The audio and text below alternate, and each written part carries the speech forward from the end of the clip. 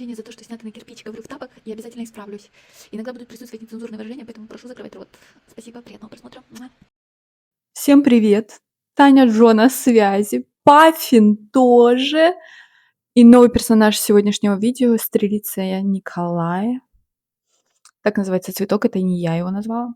И сегодняшнее видео будет о том, как я побывала на китайской свадьбе в кругу близких друзей. И сначала бы я, наверное, хотела рассказать, как я туда попала и кто меня позвал. Потому что, напомню, в Китае я была всего лишь 2 месяца. Так, что же было? Я приехала, и у меня была китайская семья. Какое-то небольшое окружение вот этих китайских родственников, небольшое окружение из моих одноклассников. А, Интересный контингент был в одноклассниках, но не об этом. Мне хотелось своих друзей, которые будут как бы сепарироваться от вот этого окружения. И я начала действовать. Сначала я воспользовалась сайтом знакомств. И очень даже неплохо сработало. Я нашла там себе одного замечательного друга, русского. Мы даже сходили в клуб как-то. Было прикольно. Потом как-нибудь расскажу эту историю. Вот. Но также я подумала, что сайты знакомств, конечно, это супер, но контингент все-таки там немножко отпугивающий был. И я решила писать в Инстаграме просто незнакомым людям. Но дело в том, что вот в основном китайцы пользуются китайскими приложениями, но все-таки Инстаграм тоже пользуются. И чаще всего именно те, кто путешествует, кто, возможно, говорит на английском. Не всегда, но есть такое.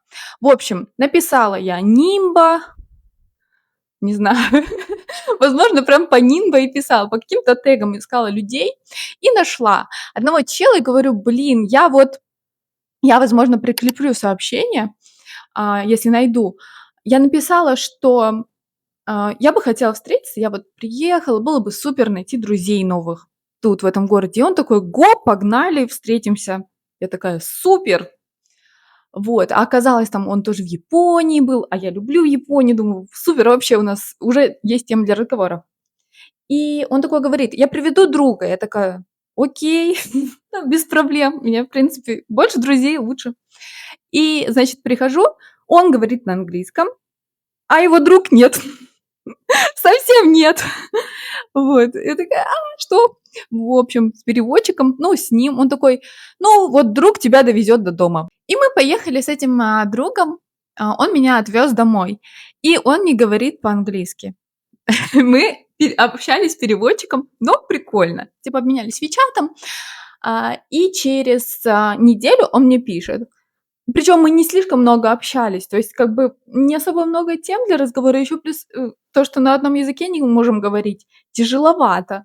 Вот. Но все-таки, если в переписке, то в переписке можно как-то, да, когда ты не совсем вообще понимаешь, как разговаривать на другом языке, в переписке все-таки это попроще. Еще и WeChat очень удобный тем, что можно даже, в принципе, на своем языке писать, тебя поймут. Вот, и он мне говорит, не хочешь на свадьбу поехать? Я такая, что? У меня подруга выходит замуж. Поехали. Я такая, блин, супер. Но я сначала подумала, что где-то тут. Он такой, но нужно будет ехать очень долго. 6 часов в другую вообще провинцию. Я такая, вау. Ну, я, конечно же, приняла решение, что я поеду. Я такая, погнали. Но тут у меня стоял другой вопрос. Китайская семья. Разрешат ли они мне уезжать? И мне очень нравилось, что я уходила из дома, например, работать, там, в часов 11-12 ночи. Что это за работа у меня такая, да? И что я возвращалась поздно. Хотя я не шумела, и мы это обговаривали, но все-таки вопросики ко мне имелись. И уже на тот момент эта свадьба была 7 октября. С 1 по 7 октября там были каникулы, то есть дети в школу, в садик не ходили. У меня тоже занятий не было. И эти все 7 дней я, по сути, могла бы провести полностью с семьей. Но на тот момент, вот на 1 октября, у нас были очень накаленные отношения уже с этой семьей, и мы там составили этот вторичный договор, что мы должны делать, точнее, что я должна делать, что они ничего не должны делать. В общем, мы договорились кое-как. Короче, там была еще другая китайская семья. Я с этой другой китайской мамой, мы выехали, попили кофе, поболтали. Я ей пожаловалась на жизнь. А она такая, знаете, типа понимающая. Хотя я знала, что она с другой стороны. И вот она на самом деле, как вот член этой программы обмена, очень даже подходит. Но не моя семья, к сожалению. Вот, и она все равно пыталась, да, может быть, у нее мнение разнилось, но она, как мудрая женщина, пыталась усидеть на двух стульях. Прошу прощения. Короче, была достаточно такая расположительная ко мне и понимающая. Она говорит, я тебе помогу, типа, отпрошу тебя на свадьбу. Я сказала, что еду на свадьбу с моими русскими друзьями, которые вообще друзья моего папы, оказались тут в Нимбо. Не знаю, как мне во все это поверили, но реально поверили. Это что интересно. В действительности у меня вот эти идеи там приходили мне просто на ходу, и в них верили. В общем, она мне даже платье дала, причем интересно, платье было такое очень белое, как у невесты в итоге по качеству. Но вроде все нормально было. Она мне такая говорит, я в этом платье вот тоже была на свадьбе, типа, ты тоже можешь брать. Я такая, ну, окей. Потом я еще у невесты спросила уже перед свадьбой, так не подошла, говорю, можно вот такое платье? Она такая, да, хорошо. И когда я увидела, что у нее такое же платье, я такая в шоке, думаю, господи, зачем я это надела? Ну, ладно. В общем, было красиво. Настал день X. Конечно, до этого всю неделю я просто вымотанная с этой семьей живя. Как бы не было сложно с ними жить, но 7 дней подряд, когда никто не уходит из дома, и с тобой полностью вот этот контроль, тебя заставляют общаться, заниматься, все время заниматься и проводить с ними очень тяжело.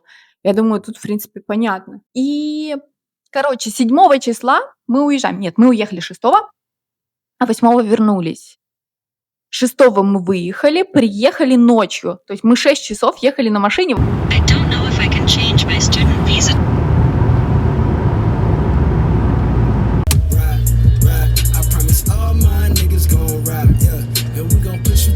Поучила китайские фразы. И приехали вот в отель, где уже вот ребята собирались, там и жених, и невеста, они все готовили какие-то фонарики, украшения, в общем, для отеля. Мы немножко помогли, поели какой-то еды, это другая провинция, другая кухня, тоже интересно. Я думаю, блин, здорово, вот это у меня реально интернациональный обмен. Сама себе устроила. Вот. На утро мы пришли, и на утро это уже день свадьбы, да? Что включает в себя китайская свадьба? Как я поняла, это основных таких 4 этапа. Как бы они там такие расплывчатые, есть очень традиционные, есть не очень традиционные. Я так поняла, что у меня была не очень традиционная свадьба, но все равно с соблюдением каких-то вот традиций.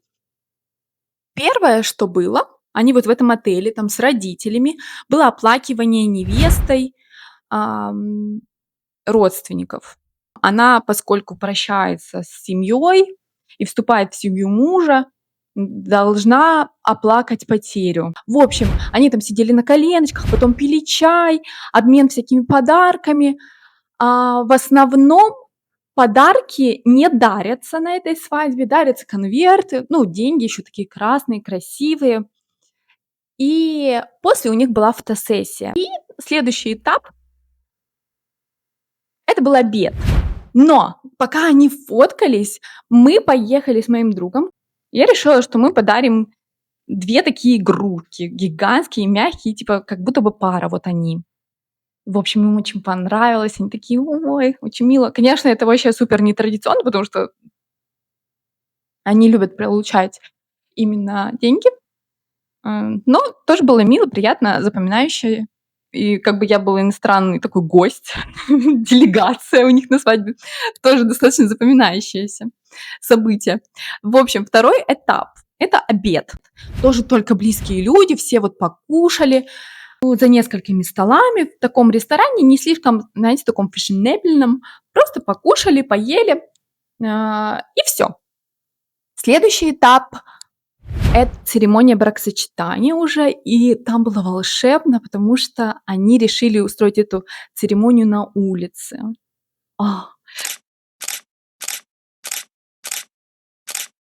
Это было 7 октября, было еще все еще тепло, все зелено вокруг, очень комфортно. И в момент после того, как там ведущий уже говорил какие-то фразы, все уже готовились, вот там сидели за этими стульчиками, все слушали, кто-то стоял, и в какой-то момент пошел дождь, когда там невеста должна выходить, все быстро побежали, открыли эти зонтики. Очень, в общем, красиво было, очень романтично, запоминающийся восторг просто. В общем, после этого всего, после этой церемонии, все такие мокрые, но счастливые, пошли где-то через часик-два банкет. Вот. Мы туда пришли, и на банкете, знаете, как будто бы не так, как на русской свадьбе. Вот единственное, наверное, что я знаю хорошо о русской свадьбе, что у нас гулять любят.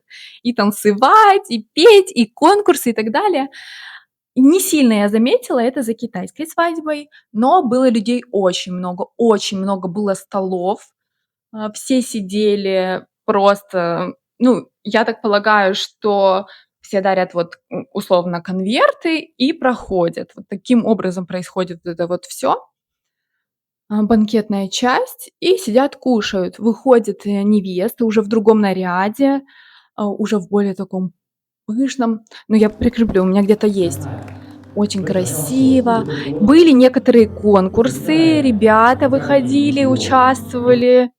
Там какой-то звук произнести дольше всех, вот в таком ключе, что-то такое. Всё, и там можно было выиграть либо игрушку, либо тоже конвертик с небольшой там суммой денег. Вот такое вот. Но каких-то вот громких гуляний, вот этого я не увидела. Вот. И мы там, конечно, недолго посидели, и я знаю, что в основном китайская свадьба заканчивается вот в 8 вечера, уже все закончится. Не как у нас, типа всю ночь мы будем гулять, еще автопати устроим после свадьбы, автосвадьбы, да? Короче, вот так вот. Вот так вот все было, так вот все интересно. Мы поехали после еще 6 часов обратно, вернулись, все было супер, никто ничего не заподозрил, что что-то со мной не так, что я не с русскими родственниками, друзьями там ездила. В общем, вот так вот съездила на китайскую свадьбу. Но вообще мне очень интересно именно сравнение русско-китайской и китайской свадьбы, потому что, возможно, свадьба у меня будет определенного образа, и я бы хотела совместить разные традиции. Все, всем спасибо, всех целую, обнимаю, пока. Муа. Спасибо за просмотр, ставьте лайки, подписывайтесь, оставляйте комментарии. Всех целую, обнимаю.